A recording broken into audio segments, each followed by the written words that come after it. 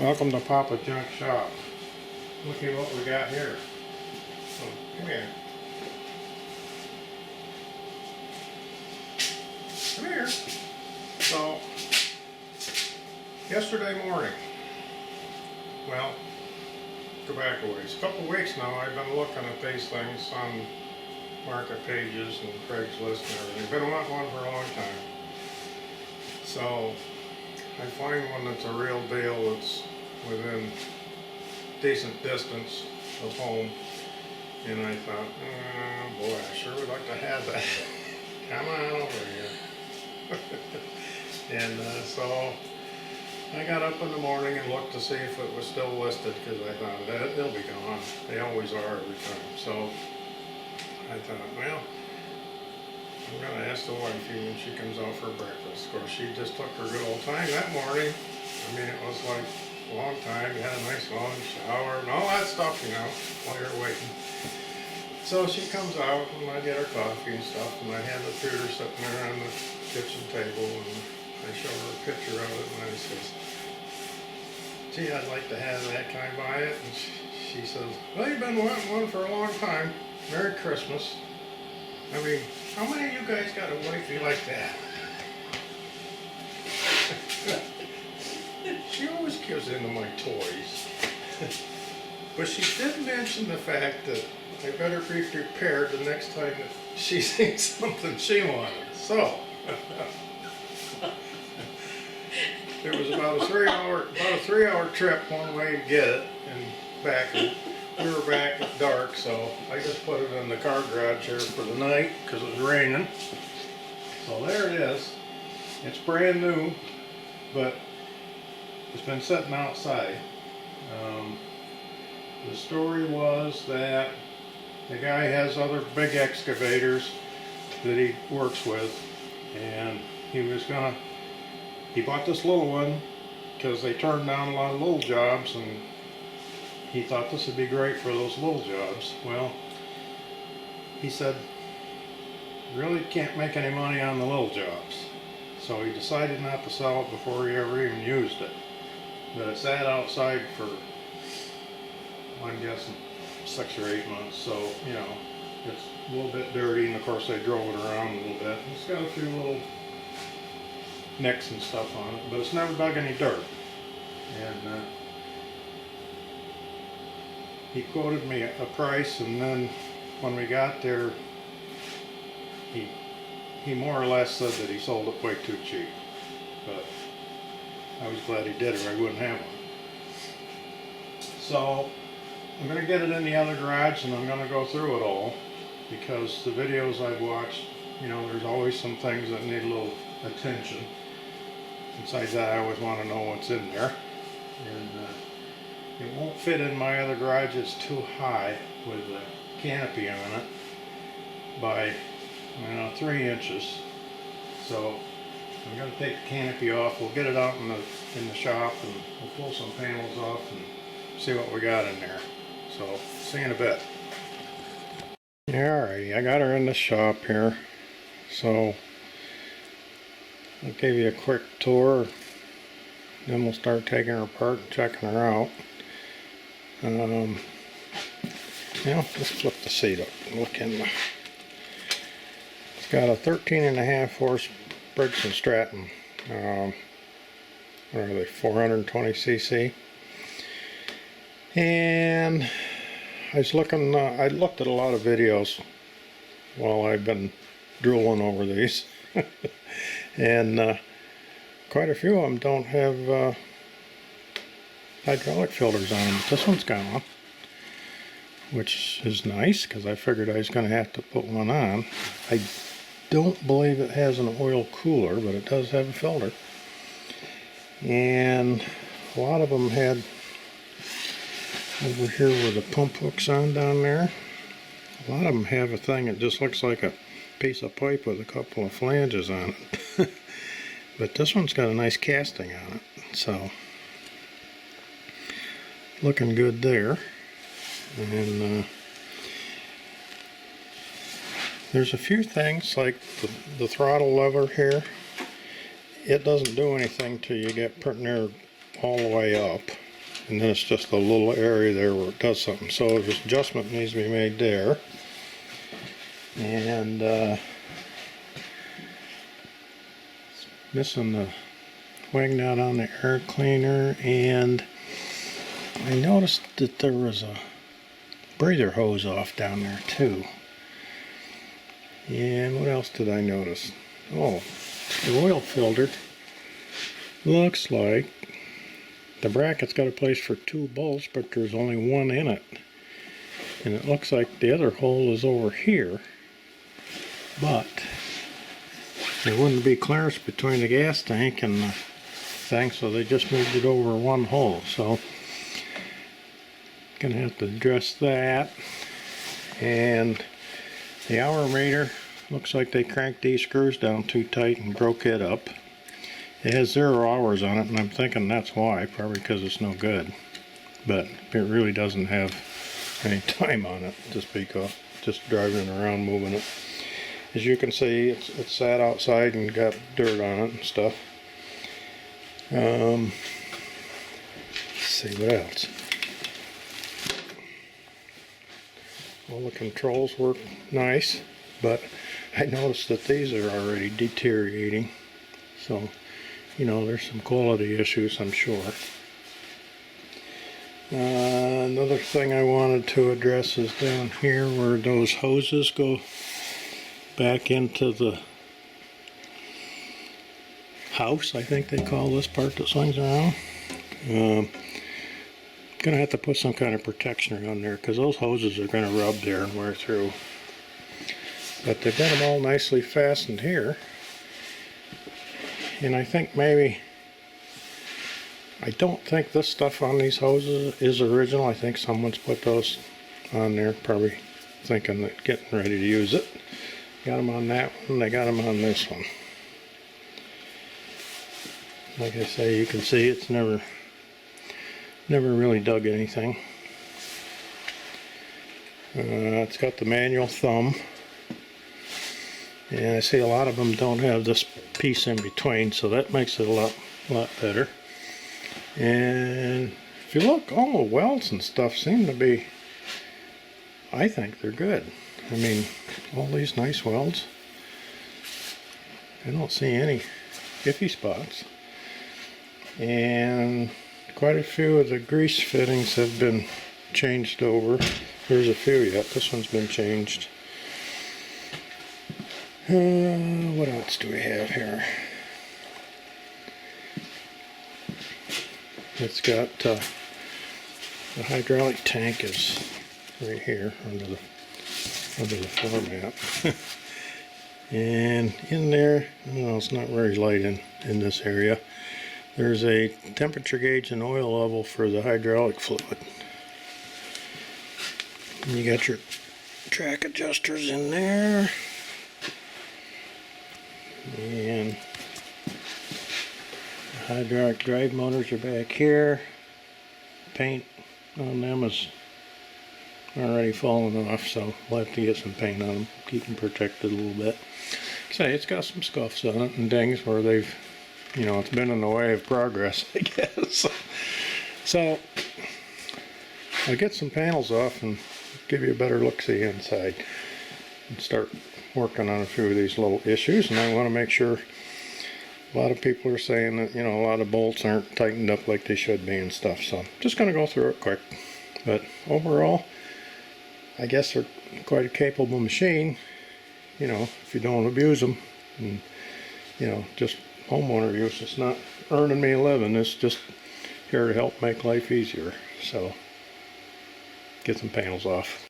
Ragged plastic on the seat was bugging me, so I tried pulling off. Of course, it wasn't cooperating, so I took the cushion off. So first thing I find is, look at, they only got very few staples in this. I can just see this coming off. So first thing we're going to do is, you know, put some staples in that so it's not pulling off of there. I think I better check the bottom too. So the back side of that didn't have any paint on it, and it was getting surface rust on it already. So I took a rail can, put some paint on it, so I'm sure the bottom section is going to be the same, so that's coming off next. It's going to be like building one of these. So in the process of taking the bottom of the seat apart to get the plastic off and you know, put some paint on it. This is the slides. Listen to that. There isn't a drop of lubrication in there. You can see the ball bearings they're completely dry. So we're going to get some yeah, I think I got some of that lithium grease in it, you know, with a squirt thing on it. I'm going to put in there and, you know, this is the kind of stuff that if you bought a quality machine that you wouldn't have to worry about. But if they weren't making these, I wouldn't have one because I can't afford them other ones. So, you know, hey, I enjoy doing this stuff anyway, so, and I'm gonna know my machine when I get it rebuilt. So imagine we're gonna find this kind of stuff throughout the whole thing. I think I'd be spending this amount of time on a simple little seat, but there's the bottom. You can see it's, I don't know if you can see over here, but this is all wet. So get that cleaned up, get some paint on it.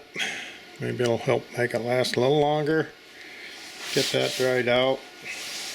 And I think that these are supposed to be water drains. Actually, this part of it is dry. Just the wood is wet. So get that taken care of. Got the bolts out of this. Got it loosened up. There she is. Made out of some pretty heavy material. Now we got a lot better access to things. And I think I'll get these off and a couple other panels, and we'll be back so we can really take a look-see. Okay, I got one of the side panels off. Pretty heavy material. This isn't just screen. That stuff must be 1/8 inch. I mean, that's really thick, but look at it. We got like 1, 2, 3 washers, 4 washers on each one. Apparently the threads don't go down far enough or something. I don't know. We'll find out. I'll take them off and look. Okay, this side's off. Same way. Bunch of washers. By the way, those bolts, I think I could have taken one finger and loosened them and then just screwed them out with my finger, so they weren't tight. They would have eventually rattled loose. So that's exactly why I wanted to check everything. Okay, give you a little better look for the covers off.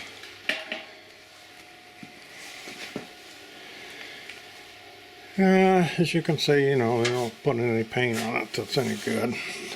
That's the motor that rotates the cabin part or whatever the heck you call it. And there you can see the aluminum adapter for the pump. There's a tag on the back of the pump, but I can't quite read it. It is mounted on a nice heavy duty plate with rubber mounts.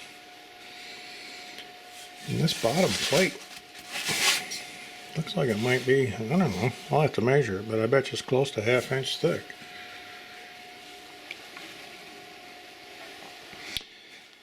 So, oh yeah, you gotta see this choke deal here. Look at how this is. I'm pulling the choke.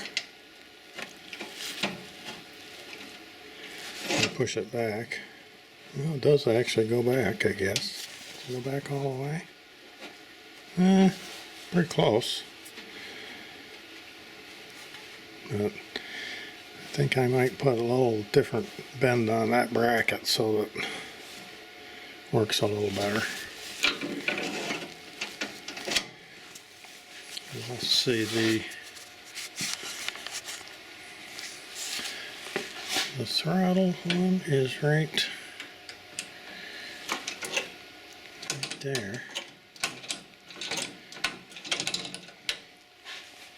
So we'll see if we can make that so it's not all at one end.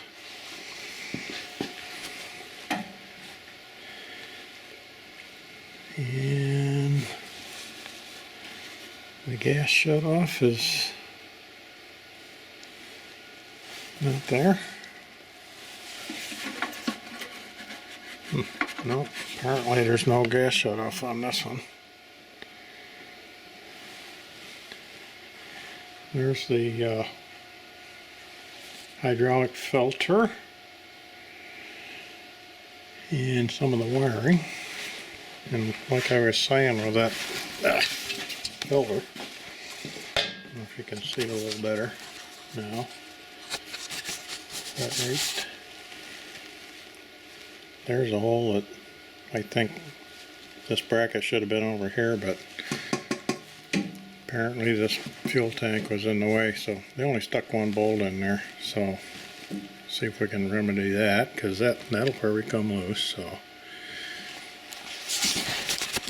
next, get this floor mat out of here. Let's pull this plate off so we can get a look-see down in there better. Okay, got the cover off. Looks like we got the battery right here. There's another view of the motor that rotates the thing, swivels it. And down in there's this hydraulic thingy here that apparently when you swivel it so the hoses for the motors that drive it can go, and these big healthy looking bolts must hold the bearing on that it all rotates on. And I think I did sort of find a manual, kinda. It doesn't really tell you a whole lot.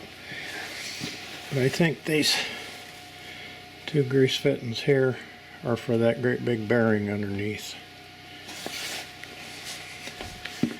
And let's see, let's look on the other side. Okay, there's the hydraulic tank. There's the other piece of the hour meter. It's crunched off. So I'm just going to make sure everything is tight down in there and make sure I don't see any seepage of hydraulic. And those hoses down in there that I was concerned about whether they're going to be rubbing or not. Take a look, see what I can do about that. So, okay, got the hydraulic oil filter relocated. I re-drilled the holes and tapped them on this back side. We got clearance between both sides, and it's nice and level now and good and solid, so shouldn't vibrate loose. People seem to say that these things get pretty warm. There really isn't much airflow. It keeps recirculating the warm air, so I put a couple of fans in. On the side here you can see these holes, and I put a fan behind each one. I'm still working on the wiring, but I just thought I'd show you. Hopefully you can see it down in there's one there, and there's one over on this side down in there. And this one, you can just see the corner of it right here. This one's going to blow right in. I got them both blowing in because I'm thinking getting cool air in there is better than trying to suck the hot air out. I could be wrong, but that's my thinking. So this one's going to blow right into where the air goes into the engine. So I decided I'm not going to put the hour meter back here. I found this rocker switch I'm going to use that fits right in that hole nice. I'm going to use that for the fans. But I got to get the wires and stuff neatened up and hooked up to the switch and a fuse in there. So, and I'm going to make it independent so that they just run whenever this switch is on. I can turn them on. I don't have to have the key on in order to run them. That way, if it is warm and I want to shut the machine off, I can leave the fans on to cool things down. You know, if it turns into no problems, all I gotta do is move a wire. So that's my thinking so far. So I'm thinking that that's going to be about it for today. Now, checking around all the other stuff in there, I wanted to make sure it was tight. I didn't find anything else. It all seems to be these little cosmetic things and electrical things that seem to be the issue. I did take the this cover off here because them bolts look kind of rusty, and they were stripped. It's just under this, you know, it's fairly thick, but not really thick enough for threads. And they didn't even curve the plate. I think that, you know, it's so stiff, that plate, that when they tighten them down, trying to bend it, that's what stripped it. So I put it in my roller over there. Of course, rolling it kind of screwed it up, so I threw some paint on it. So it's drying. But I'm going to, I'll drill these out, and I'm going to put a blind nut in each one of these. Then we won't have that problem again. And I think this is just so you can get in here to easy access the oil and change the oil without having to stand on your head and reach down in there, or else take all this stuff off. So anyways, that's what I got done today. So tomorrow's another day. Well, it's going to hook up the wiring for the fan, and I run into another problem. And it's all because they're not careful with things. Either they don't tighten things up, or they tighten them too tight. So when I was going to add a fuse on the positive side of the starter where the battery wire comes, and when I went to take that nut off, it wasn't tight. And they've already got two terminals on here plus the battery cable, which is right here. So when I went, you know, I want to add another one. And what they did is, you can see how long this one is next to it. They broke it off. They over-tightened and broke it off. You can see it. It's been broken off. So what little bit of threads was left, they just barely had the nut on there, and they started to strip that. So all these cables you could move around. So the starter doesn't look like you can get it off while it's in the machine, because looks like you got to take the fan shroud off.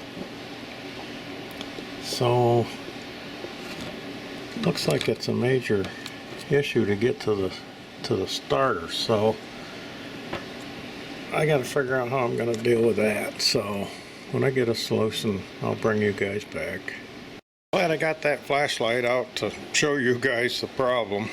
It didn't, when I got looking better, this is just a solenoid mounted on like the frame of the starter, I think. I don't know, you can't see in there, but here you can obviously see where it's been broken off. They should both be that long. So, you know, I could order a new one of these, but I'm thinking that I'm going to need to use this thing tomorrow, believe it or not. Didn't plan on using it for quite a while yet, but something's come up, I think. So I'm going to try to come up with a solution. Of course, you guys know me. If I can keep from buying something and I can fix it, I will. So, going to work on her. Another thing, when I went to take this cable off that goes to the starter, I could have taken it off with my fingers. So they tightened this one up and broke it off, and this one was finger tight. That's why you need to go through these things. Well, here's my solution.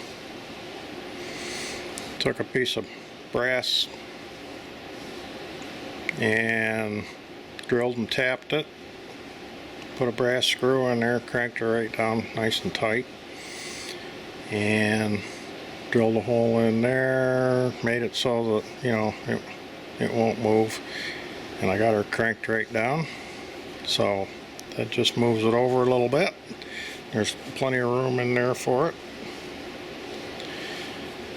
So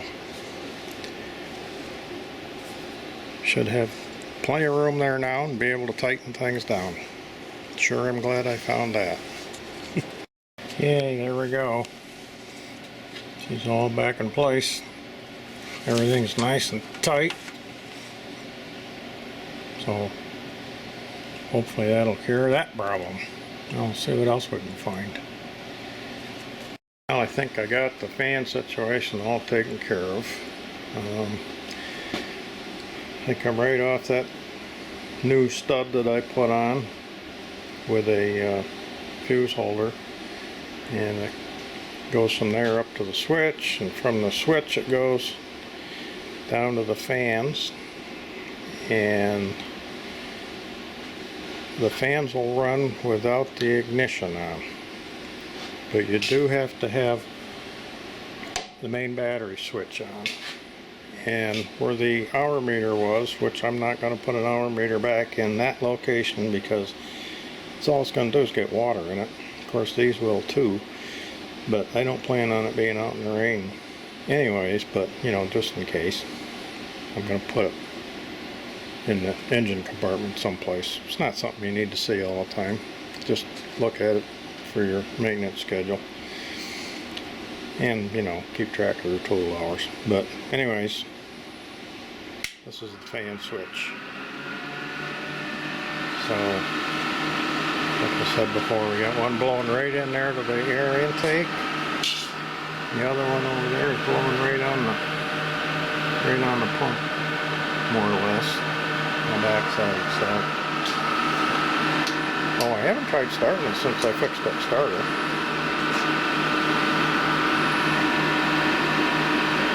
Everything's out of the way.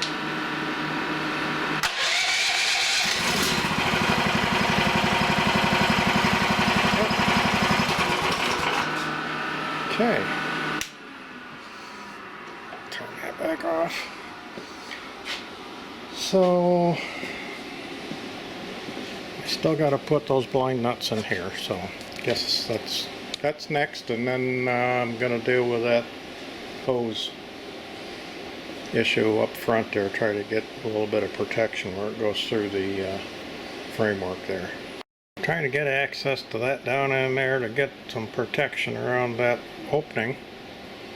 I'm getting myself into some more complications. You guys want to see what's in where the valve body is? We're going to see the whole thing pretty soon. I tried getting these off here, and they must be Loctited on or something, because they just do not come off. So I decided to try these, and I was able to get them off. So that's how it works. And I think I'm going to put a little additional lubricant on those before I put it back together. Yeah, this is the handle. So I'll get the other one off, and then I can lift this cover off, and hopefully I'll have better access. And then I can look at all the connections too. I mean, there isn't any leakage that I see, but it's nice to know how stuff is. Well, I finally got in there. Now I think I can work in there. Got a little bit of room. That's quite the plumbing. All looks pretty nice and neat, must say. So I had to take the part of the roll bar stuff off to get that other cover off over there. So like I say, I'm gonna know what she's made out of. Guys, hope you can see. I took a piece of, 3/4 inch heater hose and slit it open, and you can see I got it right around that hole, so shouldn't be any sharp edges. I'm trying to figure out how to hold it in place. I think I'll put a tie on each corner. Give that a try. Help hold it in place. Yeah, it's been a lot of work. Hopefully it's worth it. Save some trouble down the road. And you get to see how it works someday. When it does break, at least you got somewhat of an idea what to look forward to. So get that tied up and get her put back together, I guess. So I went to move the thumb in the all the way up this way position. So I wanted to move that link up to here. Now you can't get the pin in because they've got this web here and it hits on that. So I'm going to have to take the grinder and just grind a little bit of that web out. I mean, it's just a whisker, just enough so you can't get it in there. Okay, the thumb pin problem is resolved. So I see an oil spot, and that's one of the reasons why I wanted to check everything, but I didn't find anything leaking with the hoses. So I got feeling around underneath there, and I found a wet spot, and it's the hydraulic tank. There's a drain in the bottom of it, and it was leaking around the drain plug. And it takes an Allen wrench, and I turned it about 1/4 of a turn to tighten it. So I'm thinking that that issue is taken care of. Time to start putting the guards back on, so go right there. There's 2 bolts in the bottom and there's one up in here, which was behind the cup holder. So I removed the cup holder this time. Last time I fought my fingers up in between there and took it out. Oh yeah, and the cup holder has issues too. It has no drain holes. It does now. And the one over on this side is a booger to get up in. You have to kind of weasel your way up in there like that, in between the ignition switch, plug in, and it's going to be fun. Well, it's the next day. We put her to work. My son lives next door. Septic thing has been draining kind of slow and gurgling, and we're thinking that a few years back, before he bought it, that a guy put a new water line in. The water comes from my house, from my spring, and he put a new water line in, and he damaged my drain pipe, and I'm thinking that maybe he did Grant's too. Didn't say nothing. None of us were here to supervise and see how the job went, because I think we were on vacation and he did it. That was the time when he could do it, so I'm pretty impressed with it. It seemed to work well, and this is heavy wet ground, kind of clay-like, full of roots, and seemed to do all right. So I'm gonna take her home and change the oil in her.